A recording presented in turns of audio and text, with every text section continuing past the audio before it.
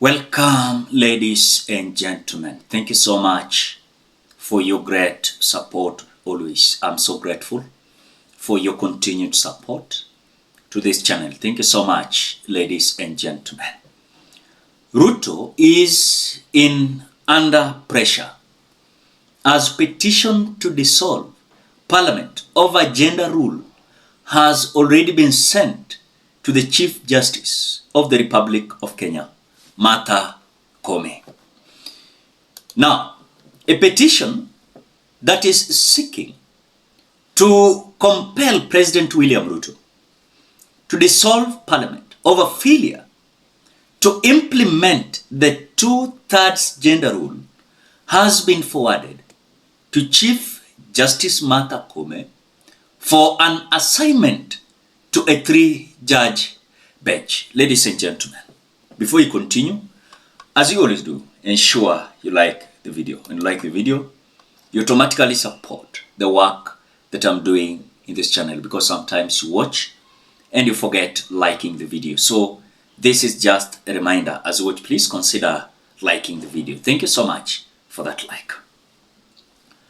When this issue of dissolving Parliament is now being directed to the Chief Justice Martha Koome, remember earlier on, about 1 week ago, Kenyans started having this movement of recalling their members of Parliament.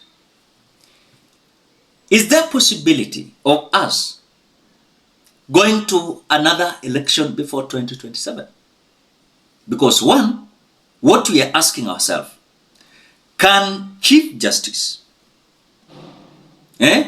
advise the President to dissolve the Parliament? The second question, can William Ruto accept the advice for him to dissolve the Parliament? Remember, earlier on, during the regime of Uhuru Muigai Kenyatta, the former Chief Justice, David Maraga, had advised Uhuru Muigai Kenyatta to dissolve the Parliament. He never did it. Could it be possible for William Ruto to dissolve the Parliament? And what are the repercussions? Because remember, on the same note, we are having Kenyans now coming out to threaten these 290 members of Parliament, elected one,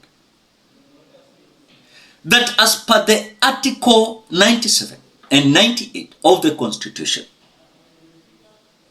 have mandated them that they can recall the members of Parliament representing their constituencies before the end of the term of the relevant House of Parliament. So kuna kizungumkuti hapa. Are we going to have President dissolving the Parliament, or are we going to have Kenyans recalling their members of Parliament? The number one for William Ruto to dissolve the Parliament is not going to work for me. But recalling members of Parliament can work for me very well.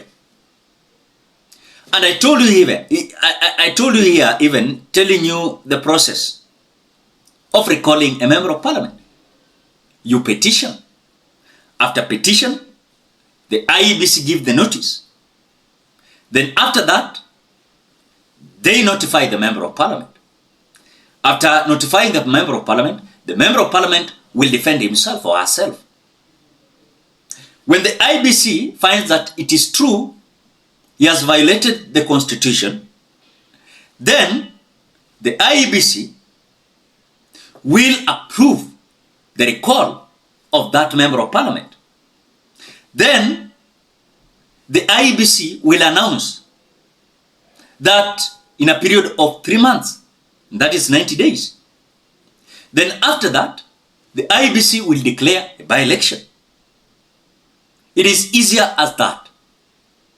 But for William Ruto to be advised by the Chief Justice to dissolve the Parliament, he cannot. I know. And if the President is having good heart, and is feeling what Kenyans are feeling, he has no option but to dissolve the Parliament. I know this issue is talking about the 2/3 gender rule that of course, after High Court Judge Lawrence Mugambi found the constitutional issues raised in the case about the 2/3 gender rule is having some constitutional issues, he decided to forward it to relevant authority, that is Chief Justice. The Chief Justice will have an assignment to 3-judge bench. Then later, could it be possible for Chief Justice directing the President? Well, if Chief Justice decide to advise the President that now we must dissolve the Parliament. So this will depend with the advice that the President will be given. What are the repercussions? What are the consequences? What are the benefits? What are the limitations? And of course, some issues that can arise. Those are the issues we are trying to see. And it could be difficult. But on the side of recalling these members of parliament in terms of what they have violated, you can recall a member of parliament as per what he has violated the constitution. But this, for Chief Justice advising William Ruto to dissolve the parliament, is because of the missing the mark, the 2/3 gender rule. So still, we can have the light at the end of the tunnel, either the way. But for William Ruto, I don't think. If he can. I don't think. If it is possible. But for what I've seen about the recalling of members of parliament, it is easy. Remember, other countries are doing it. Other countries are doing it. They are doing it well. And in fact, some members of parliament, I was watching a certain country, I've forgotten the name. I was watching a certain country where a member of parliament was being recalled.